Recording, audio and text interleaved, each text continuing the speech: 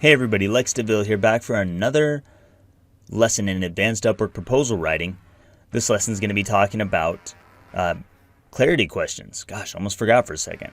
Clarity questions, and what are they? How are you going to use them as a technique, as a tactic? How are you going to use these to get the client more interested in you? So let me start off by saying you're not going to have clarity questions in every proposal. In fact, this is probably true of all of these techniques. You're not going to use all of these techniques in every single proposal. That wouldn't make sense. It would just make your proposal ridiculously long.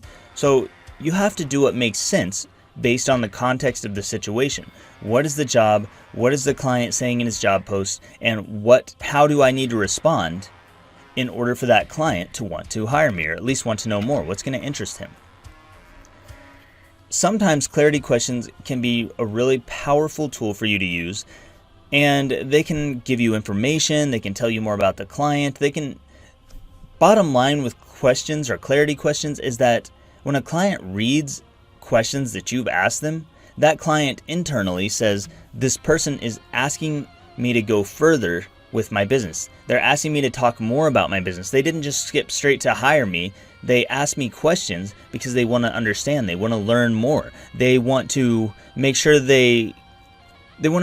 they understand what they're getting into before moving forward, and that is valuable to the client. So how I do questions is usually, if I'm going to use questions, I structure them as bullet points. I'll say, here's a couple questions to make sure we're a match. That's my line. Here's a couple questions to make sure we're a match. And then under that, I put 3 bullet points. Just 3, no more than 3, maybe 2, never 1. So 2 to 3, but I prefer 3. And this is just going to be questions about their business. So let's say they're a digital marketing company. It's a digital marketing company, and they are hiring you, or they want to hire you. They want to hire someone for copywriting. So I'm going to say, my first question might be, what kind of people do you market to? Are you a B2B marketing company, or are you more of a B2C marketing company? That might be the first one. So they're going to have to respond to that. It's not a yes or no question. It's something to get them responding. It's something to engage them. It also gets them clarity about what they are and what they need so that they can describe that better to me.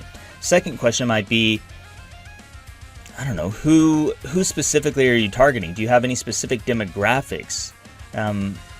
Do you know who these people are? Are they 22? Are they 52? What's their age range? What's their gender? What do they like? And that's going to tell you more information about the job. Now, if you're a web designer, if you're an app developer, you're not going to ask the same questions. These are copywriting questions that I might ask as a copywriter. Third question might be, what voice and style do you need? Is there any particular voice and style you need, or do you have any examples of stuff that's similar to what you want me to do? That could be a question. It doesn't have to be the third question, but it could be a question.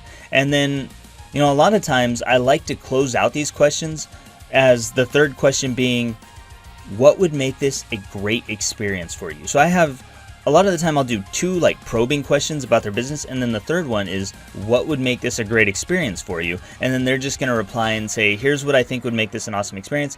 A lot of the times they'll just ignore your questions, but the fact you asked them is going to engage them. They read the questions, they want to respond. Internally, they want to respond. Whether they do or not doesn't matter. All that matters is that you get the response. So that's clarifying questions. I'll probably have some examples in a document down below. Make sure you check that out. And yeah, thanks so much for watching this lesson. Up next is going to be one of my favorite subjects, future pacing and the role of presuppositions. So stick around for that, and I'll see you there.